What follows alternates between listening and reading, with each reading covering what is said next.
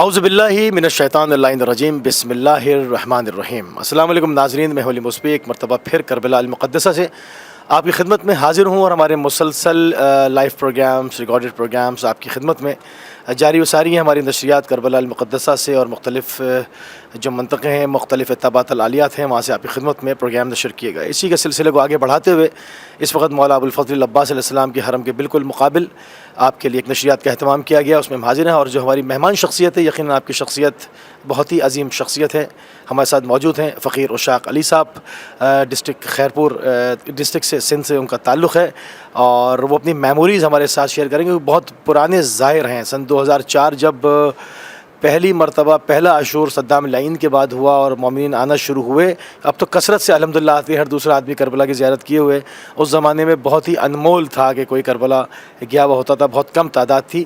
اس زمانے سے مسلسل آ رہے ہیں، کیا کچھ دیکھا انہی کی زبانی جانیں گے۔ سب سے پہلے آپ کی خدمت میں سلام عرض کرتے ہیں اور آپ کو مولا کا پرسہ پیش کرتے ہیں۔ بسم اللہ الرحمن الرحیم۔ ان اللہ و ملائکتہ یصلون علی النبی یا ایھا الذین آمنوا صلوا علیہ وسلموا تسلیما۔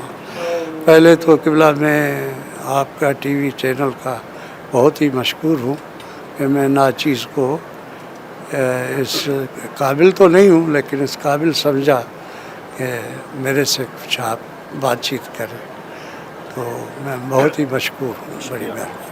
میں چاہوں گا قبلہ، کیونکہ جہاں تک مجھے یاد ہے، کیونکہ اس عاشورہ پہ میں بھی شامل تھا، 2004 میں جو عاشورہ تھا وہ پہلا عاشور تھا، اور ایک سوگواری اپنی جگہ، لوگوں کے اندر ایک جوش تھا، کیونکہ 35 سال کے بعد یا 35-40 سال کے درمیانی عرصے کے بعد پہلی مرتبہ آزادی کے ساتھ سرزمین کربلا پہ عاشورہ واپس منایا جا رہا تھا۔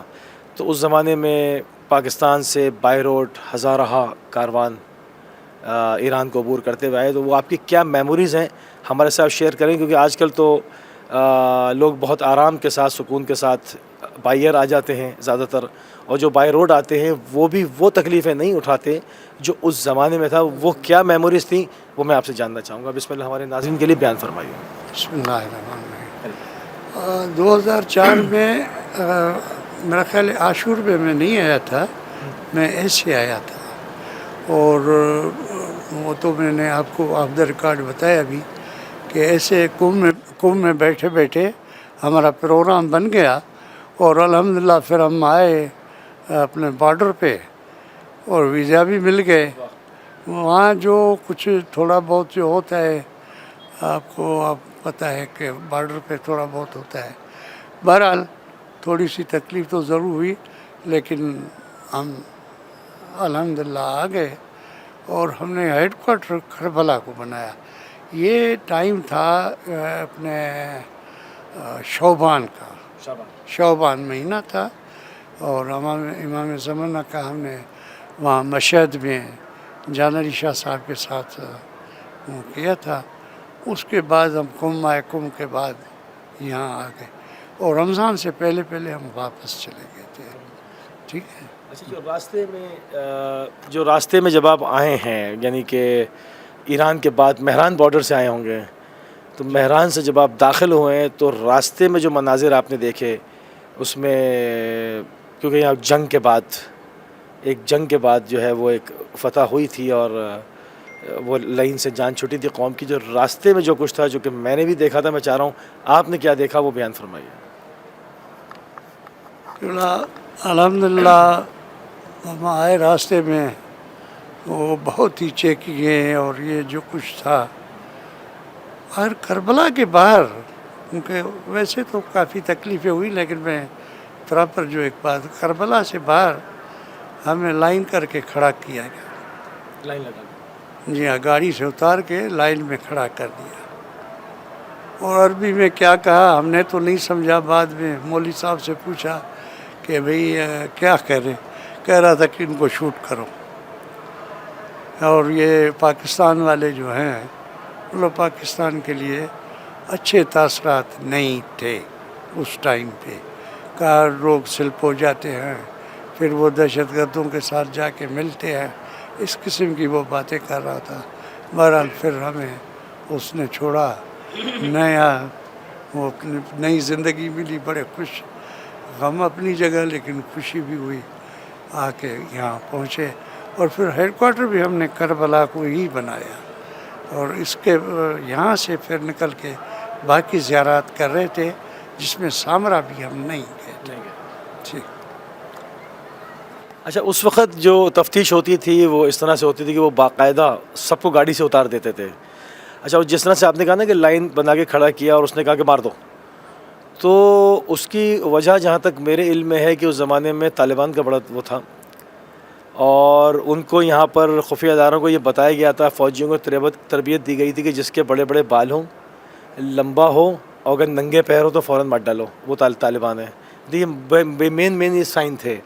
تو جس طرح سے وحوش اغوان طالبان ہوتے ہیں تو وہ چیزیں اس میں بعض ہمارے عزادار ننگے پیر جانا پسند کرتے ہیں, بعض کی قدرتی طور پہ ہائٹ زیادہ ہوتی ہے, بعض کے پاکستان میں بھی بال رکھنے کا رواج ہے, تو اس میں بڑی ٹربل ہوتی تھی. اس حوالے سے کیا کہیں گے آپ؟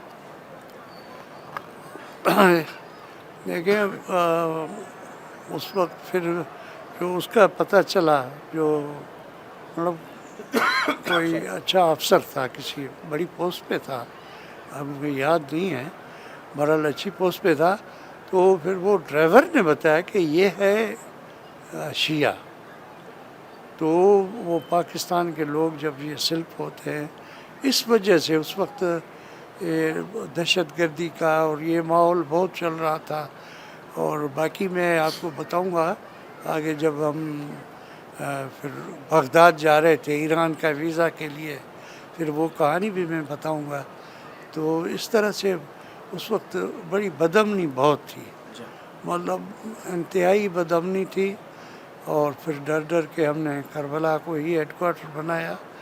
اس کے بعد جب جس ہوٹل میں ہم ٹھہرے ہوئے تھے اس کا مالک جو تھا اس سے تھوڑی میری ایسے ٹوٹی پھوٹی انگلش وہ بھی جانتا تھا, تو تھوڑی ان سے بات چیت ہو رہی تھی. پھر گاڑی واڑی کا انتظام وہ کر کے دیتا تھا جہاں بھی ہم زیارات کے لیے جائیں. تو رات کو ہمارا پروگرام بنا کے بھی ہم صبح نجف جائیں گے اور ہمیں گاڑی کر کے دو. انہوں نے گاڑی کر کے دی. پھر ہم گئے, راستے میں کہیں روکا. اب تو روڈ ووڈ اچھے بن گئے ہیں, اس وقت تو یہ چیز نہیں تھی.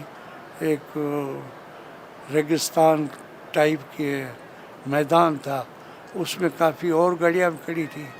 ہماری گاڑی وہاں آ کے رکی. ہم 14 آدمی تھے, گاڑی میں اکٹھے آئے تھے. تو کا ویزا, بھائی ویزا تو ہم لے کے آئے ہیں. کہا نہیں, یہاں کا نجف کا ویزا الگ ہوگا. پھر ہمیں وہ واپس لے گئے. وہاں جو کچھ منظر ہوئے وہ میں آپ کو تو نہیں بتا سکتا, لیکن انہوں نے بڑا پاکستان کا سن کے کافی افسوس بھی ہو رہا تھا کہ پاکستان کے لیے ان کے بھی تاثرات اچھے نہیں تھے. لیکن وہ پیمنٹ لے رہے تھے. اب وہ کائے کی لے رہے تھے, کوئی چالان والا نہیں تھا, لیکن پیمنٹ لے رہے تھے. پھر ویزے کسی کو زیادہ دینے پڑے, کسی کو کم دینے پڑے. جس نے تھوڑا سا بات چیت کی اس کے ذرا تھوڑا کم لیے, اور جس نے بات چیت نہیں کی اور ڈرائیوروں کے سہارے چھوڑ دیا کہ جا کے تم کر کے آؤ, تو وہ ظاہر ہے ہم نے جب کم بھرے اور ڈرائیور گاڑی تو ایک ہی میں گئے تھے ہم سارے, ایک ایک بندہ گاڑی ایک ہی میں تھے. تو وہ ڈرائیور کہہ رہے تھے تو بھائی ہم نے تو ان کو کہا کہ خود چلو, دیکھو آپ نے بہت کم پیسے بھرے اور اب ہم زیادہ, تقریباً اس وقت 13,000 تھے ایرانی کا سکہ, ایران کا سکہ 13,000, اور پیسے بھی ایرانی لے رہے تھے, ایران کے لے رہے تھے, عراق کے بہت کم لے رہے تھے. تو وہ 1-1 لاکھ کے درمیان انہوں نے پیسے بھرے اور ہم نے بہت کم بھرے. مجھے جو یاد پڑا بہت کم بھرے. ٹھیک ہے, بہت ہی اچھی یادگار جو چیزیں ہیں کہ میمورائز ہیں. اس کے بعد اچھا مسلسل 2004 سے مسلسل آ رہے ہیں آپ؟ الحمدللہ 2004 سے مسلسل آ رہے ہیں. الحمدللہ. کوشش کے بیچ پہ کرونا والا ٹائم جو ہے اس میں میرا خیال 1 سال میں نہیں آیا. دوسرے سال ویزے کا کوئی چکر 2 سال کنٹینیو میں نہیں آیا. باقی الحمدللہ میں آتا رہا ہوں. لاسٹ ایئر تو عاشور میں بھی آیا, پھر اربین میں بھی آیا, اربین میں بائی روڈ آیا, عاشور میں وہ بائی ایئر آئے. تو ہمارے جس کاروان کے ساتھ تھے, کربلا سے جب نجف ہم پہنچے آیا تو میں نے ان کو کہا, میں نے کہا عابد بھائی وہ میرا فون کرو, میرا ویزا میرا بھی لے. میں کہا سے آج نہیں ہو سکتا, کیونکہ اگر وہاں کربلا میں بھی کہتے, کل ہی انہوں نے سارے سبمٹ کیے ہیں. اس وقت تھوڑا اس سال اگر دیکھیں تو کافی نرم ہے اور اتنی ڈیفیکلٹیز نہیں ہوئی, لیکن اس سال یہ ڈیفیکلٹی انہوں نے کہا لاسٹ ایئر کہا نہیں ابھی نہیں ہو سکتا. پھر میں گاؤں چلا گیا, میں نے کہا نصیب نہیں ہے. کسی دوست سے باتیں کرتے, میں نے کہا بھی آپ جاتے ہیں اربین پہ, اس سال ہے تیاری نہیں ہے؟ کہا بالکل ہے. میں نے کہا ویزے دے دیے بن گئے؟ کہا نہیں ابھی دیں گے پاس. میرا بھی دے دو. کہا ہم جائیں گے بائی روڈ. میں نے کہا بائی روڈ چلیں گے. تو پھر بائی روڈ آئے. تو نجف کا میں جب ویزا انہوں نے کہا ویزا لو, اس کے بعد ہمیں چھوڑا. لیکن ہمیں لے کے آئے حرم کے پاس, اور جیسے بھیڑ بکریاں ہوں نا اس طریقے سے ہمیں اندر لے کے گئے, کیونکہ حالات بہت خراب تھے. تو کوئی اس میں اپنے کوفہ کی طرف کوئی بمباری ہوئی تھی.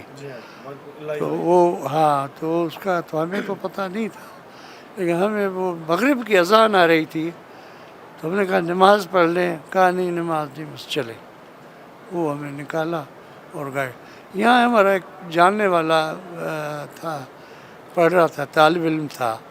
وہ آ کے کھڑا انتظار کیا کہ آپ حافظ بشیر سے ملاقات کے لیے. میں نے ان کو بتایا ہے آپ کا, تو انہوں نے کہا یہاں لے آؤ.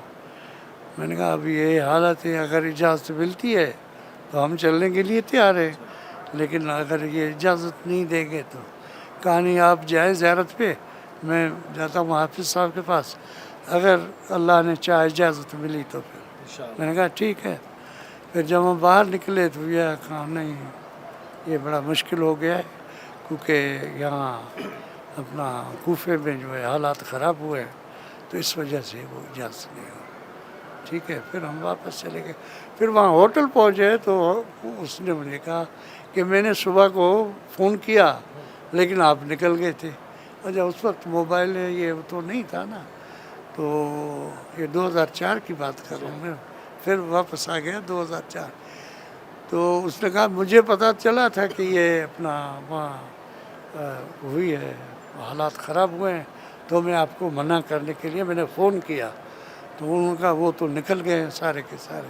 پھر ہم اللہ کے آسرے چلے گئے اور زیارت کر کے بہرحال آئے.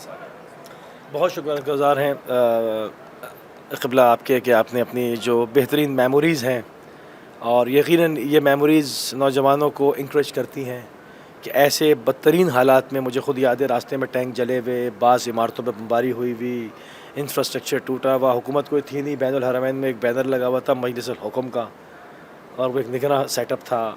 فوجیں مختلف ممالک کی فوجیں ہوتی تھیں, کہاں فائرنگ شروع ہو جائے, کہاں پر بھگدڑ شروع ہو جائے. ایک طوفان تھا, حالت اس میں زیارت ہو رہی تھی اور لوگ آ رہے تھے اور جا رہے تھے, اور اس وقت بڑا واضح فرق ہے.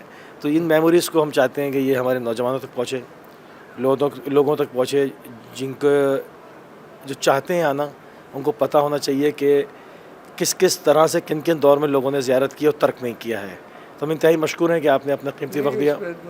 ایک منٹ میں. اچھا جب ہم بغداد جا رہے تھے کربلا سے ویزے کے لیے, تو میں اور میرا کزن جو تھے فرنٹ سیٹ پہ بیٹھے تھے, باقی بڑا بھائی اور پیچھے بیٹھے تھے.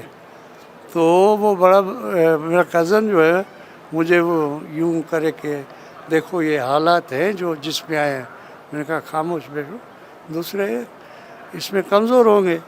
गाड़ियाँ जली हुई हैं, इधर इस तरफ भी गाड़ियाँ जली है, इस तरफ मतलब वैसे रोड कभी ये बंद है भाई, इस तरफ से जाओ, कोई अंदर से, मतलब यहाँ के ड्राइवर जानते थे, तो वो मुझे बार बार कहे देखो ये अक्लमंदी का हमने काम किया है। अंजुमन पहुँचते हुए मैंने फ़ोन किया घर पे मौला अब्बास के रोज़े से। उस वक्त वो वायरलेस टेलीफोन होती थी, मोबाइल नहीं लेकिन वायरलेस टेलीफोन होती थी, हरम के सामने खड़े होते थे। पहले मैं गया PCO पे, उन्होंने कहा अभी हरम में जाए, अभी बंद हो गया है, लेट हो गई थी, लेट आए। तो वहाँ से मैंने फ़ोन किया, मैंने कहा भाई हम करबला खैर खैरियत से पहुँच गए हैं। और वो हैरान हो गए कि आप करबला कैसे गए, प्रोग्राम नहीं था। मैंने कहा वो जो भी है हम पहुँच गए हैं, अभी मौला अब्बास के हरम से मैं बात कर रहा हूँ। फिर सुबह को अपना मेरा बेटा गया वहाँ ऑफिस में, तो मेरी ऑफिस में वहाँ एक मेरे मरहूम दोस्त थे, ब्रिगेडियर मेरे कुलीग थे, तो उनको मतलब वो भी फिका जाफरिया के थे, उनको बड़ा खुश हो के बता रहा था कि वो अपना मौला अब्बास के रोज़े से बात की। क्यों क्या हो गया है उसको, गवर्नमेंट सर्वेंट है, वो ऐसे चला गया है, कोई जिम्मेदारी होती है, कहाँ बस वो चला गया है। तो इस पर अभी भी जब मैं आ रहा था तो ये हालात की वजह से मुझे मेरा जो पर्सनल डॉक्टर है, बड़ा मशहूर है, पुराना डॉक्टर है, यहाँ इराक़ में भी काफ़ी रहा है, डॉक्टर आलबानी, ये मेरा ख्याल आपने नाम सुना, डॉक्टर M.A. आलबानी। तो उसके पास मैं गया जाने से 3-4 रोज़ पहले। मैंने कहा ज़रा इंजन ओवरऑल करो कि मैं जा रहा हूँ, अपना मशी वशी करनी है, तो ज़रा मुझे यार दवाई ववाई अच्छी दो। कहा यार ये कोई अक्लमंदी का काम कर रहे हो जो इस हालात पे आप जा रहे हो। मैंने कहा इस बात को छोड़े, आप दवाई देते। तो अल्हम्दुलिल्लाह खुश हो, अभी मैं आपसे नहीं बस कर सकता। बड़ी मेहरबानी आपकी, आपकी बहुत नवाजिश, मुझे मौका दिया, मेरी बात सुनी, और बड़ी मेहरबानी, थैंक यू वेरी मच। बहुत शुक्रगुजार हैं, इंतहाई मशकूर हैं, इंतहाई ममनून हैं कि आपने अपनी मेमोरीज़ हमारे नाज़रीन के साथ शेयर की। नाज़रीन इसी के साथ करबला अल-मुक़द्दसा से आपकी खिदमत में हम हाज़िर थे, इजाज़त चाहते हैं, हमारी आपकी मुलाकात अगले प्रोग्राम में होगी। जब तक के लिए अस्सलामु अलैकुम व रहमतुल्लाहि व बरकातहू।